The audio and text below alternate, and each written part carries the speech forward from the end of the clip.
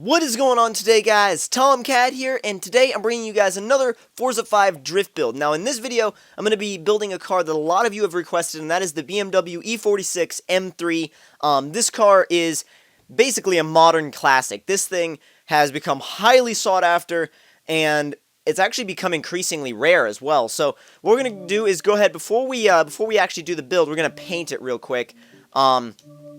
Because I have a specific paint scheme in mind that I want to do. So for the body, we're going to go for, let's see, we're actually going to go for a matte white. Now, we'll have to bring this slider all the way back to the other end, and then this slider all the way up to the top. But, we'll have, yeah, that'll give us matte white. And matte white, I think, looks really, really nice on this car. So we're going to go ahead and stick with matte white. What? It disappeared! Okay. Never mind. It's not even in the previous colors. What? Okay, that's just odd. So, go ahead and go back to matte, I guess. No, oh, jeez. What the heck? I want matte white. No, I keep pressing A. God, okay. Matte, and then press X. Keep forgetting to press X. This slider all the way to the top. Okay. Now press A, and press A. Okay, that's what I didn't do, is I didn't press A twice. Now for the wheels, we're either going to make them matte black or carbon, or matte black carbon. Now, I think the matte carbon, or matte black carbon, I think that looks probably the best for this, but let's see if there's anything else that might look better. I don't know, the snow camo kind of makes me wonder, but I'm not sure.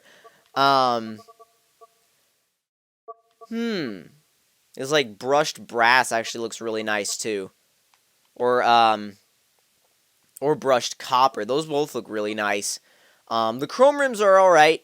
The gold ones are interesting. I don't know if they really work with this setup on this car. But we're gonna go with matte carbon black on these rims, because I think that looks really, really cool and just really, really nice. So we can go ahead and leave the paint for now. I'm gonna finish it a little bit finish it off a little bit more after I've built the car and I have the body pieces on it that I want. But for now, I think the paint is pretty good. For now, I'm happy with the way that paint job turned out. So let's go ahead to the upgrades. Now, what I want to do with this thing is I am not going to do an engine swap. No engine swaps on this thing. Definitely keeping the stock straight 6. I think it's a beast of an engine, and I'm definitely keeping it in this car. Now, let's actually go drop it in stages. So, there's our sport springs and dampers, and our... Oh my god! That's, like, slammed in the back. Jeez! That's a really, really nice stance. Oh, well, I guess it's not slammed. It's stanced, though. That's, like, a performance stance. That's really, really, really clean, actually. Don't really need to do anything with the roll bars. I'm going to leave the rest of this alone. Let's see, for the drivetrain, we're going to want everything race. Everything race, as we usually put. But, the thing that you want to make sure of is, I mean, obviously, if you have a huge budget to do it with, you can just put all race stuff. But if you're really, like, on a really tight budget with your credits to build a drift car, you don't necessarily have to do, like, for example, you don't necessarily have to put race everything. There's ways around it. So, it doesn't necessarily, like I said, doesn't need to be race everything. So, we're going to go ahead and stick street tires on here. And up the rear tire width just a little bit to 275s in the back. And for our rims, let's actually go to the multi-piece rims. And I think there should be something in there. In fact, actually, these BBS RSGTs look really, really nice. Let me look around and see if there's anything else. So do these Hammond Edition race wheels. They look really nice, too. Oh my god, though. These Hammond PG3s. Wow. Dude, you could see the freaking bolts. That looks so awesome. Let's see. Oh, man. Those iForged Astras, or these iForged Fabulouses, or Fabulous, whatever you want to call them, or these, modular, it's actually the modular M3. They're actually called the M3. Or the M7. The M7s look clean, especially in carbon black. We're going to go with those. You can see the bolts and everything. That looks awesome. I mean, that looks really, really beast. So, let's see. With the size, I don't want to bring them up any more than that. I think they're fine the way they are. They look really nice the way they are. And I think it might hurt the way the car looks if I bring it up anymore.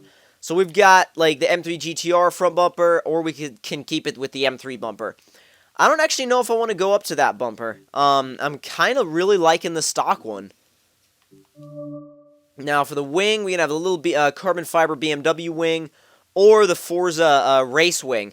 Now the race wing actually looks good, and it makes sense on a drift car. It actually does make sense on a drift car. And I know some people might not agree with the wing, but thinking it looks kind of racerish. But I actually like the way it looks. I like the way it looks on this car and for this setup, for this whole drift setup. I like the way it looks, and so we're gonna go with it. For the rear bumper, let's just see what we have. Nah, I like the stock one better. Yeah, definitely prefer the stock one. So now we can go to the best part and upgrade the power. So the air filter, we want a race air filter in there, definitely. And as well as intake manifold and throttle body, we want to get that up to race as well. And let's see. We want to race exhaust, obviously, not only so we can up the power, but also so we can hear that amazing exhaust note just even more clearly. Definitely going to cam this thing. And also race valves. Get race valves in there. Almost 500 horsepower, so really a really decent amount of power. Don't need a ton, but that's why I didn't put giant tires on it.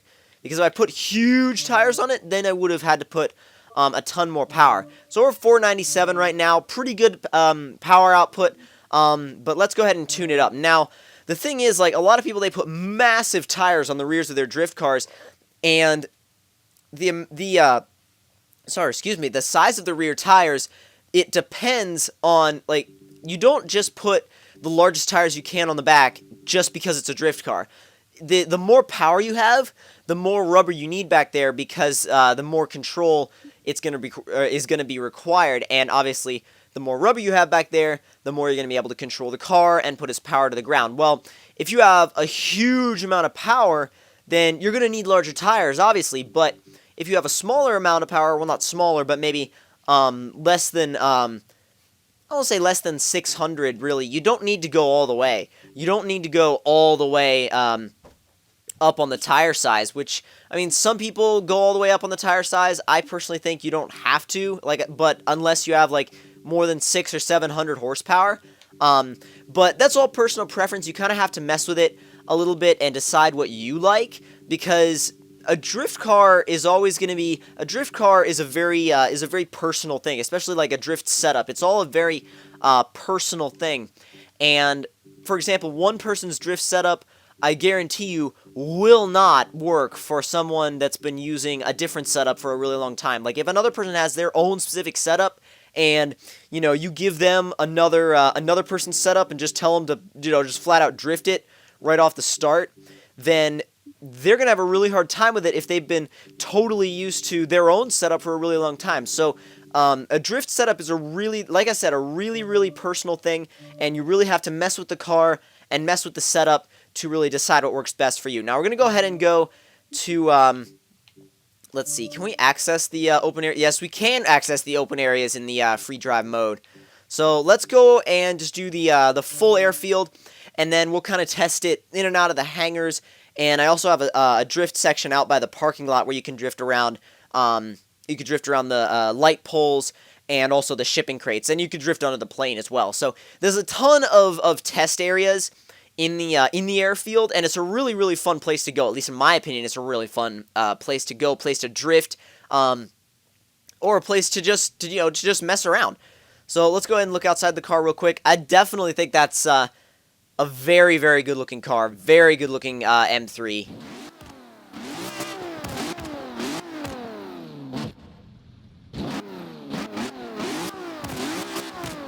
Shoots a lot of flames, too. It shoots a lot of flames, too, and it sounds amazing with that race exhaust. Gonna warm the tires up real quick with a little bit of a donut burnout deal. Just wait until they get really hot. Alright, go back into first person. Let's head over to the shipping crates first, because that's like my favorite area here. Ooh.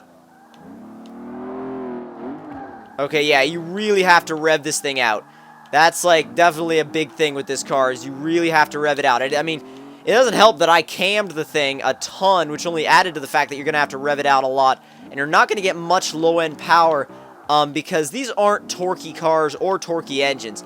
They're very, heavy on the top end, so, like I said, you really have to rev them out to get the most out of them, but once you start revving them out, then that's when they really, really give you their full power and really show you their full potential. Like somebody that's used to driving or drifting, say a 240 with a V8 swap it might have a hard time coming over to an M3 or any kind of BMW engine just because of the sheer fact that BMW engines are not very torquey. They're not very torquey at all. In fact, they're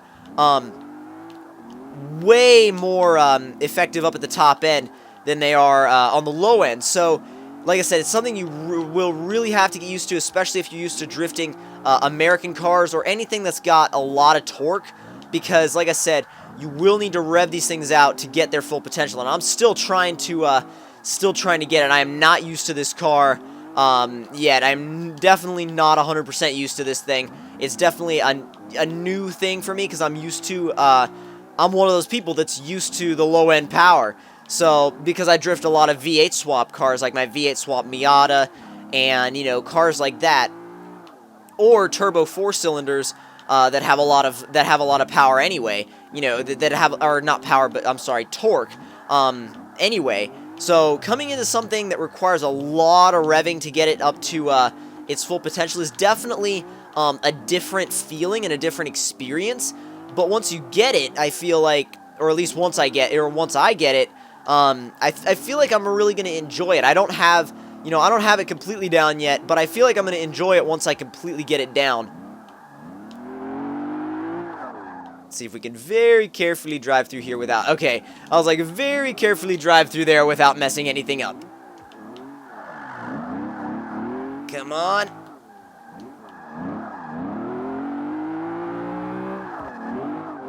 You definitely have to focus with this thing, though. That's another thing. It's not a car that you can just, you know, for example, power slide with one finger, like Jeremy Clarkson did with the Toyota GT86. It's not a car that you could just power slide with one finger while reading a book. You have to be really focused on this thing, and that goes back to the high revving engine, because it really does keep you on your toes. It's actually kind of hard to hit really good lines and keep commentating right now, because I really want to focus on what the car's doing and what's actually going on with the car. And I feel like the gear ratios might need a little bit of tweaking, just because of the fact that it wasn't set up for, number one, for drifting in general, and number two, it wasn't originally set up for this amount of power. So the gear ratios are going to have to be messed with a little bit. Not much, but they're going to have to be messed with a little bit. So far, this is a second gear car, and I like for my cars to be usually third gear drifters. I have some second gear drifters, but like I said, I prefer my third gear drift cars. Ooh. Let me actually try third person for a bit. I'll be the first to tell you that I am not the best at third person, so we'll see. Whoa, let's see what we can do.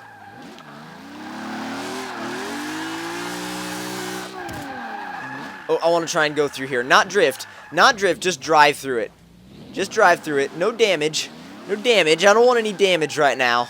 Don't need any damage right now. Not interested in getting damage on this thing.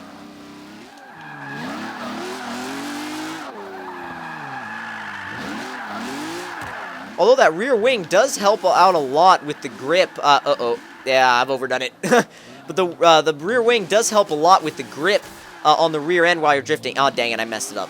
But it does actually help with the grip on the rear end. And you might be saying, oh, well, you don't really want grip when you're drifting. Well, actually, that's not completely true. You do want there is a certain degree of grip that you want to have when you're building a drift car and when you're drifting in general, because if you don't have any grip, then you're going to just slide off in some random direction and never be seen again. So you want that extra degree of grip. You want the wheels to be spinning, but you want just enough grip that the rear end of the car is still under control, still under your control, and still manageable. Because if a drift car is not manageable, then it's not a drift car. It's just a car that's, you know, crazy and all over the place. Because a drift car really does need that element of control, and that can be confusing to some people at times because they think, oh, it just needs to be able to slide all the time. Well, yes and no. Yes, it does need to be able to slide all the time, but it also needs to have a certain degree of control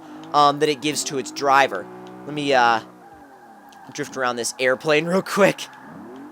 Oh, never mind. Messed it up.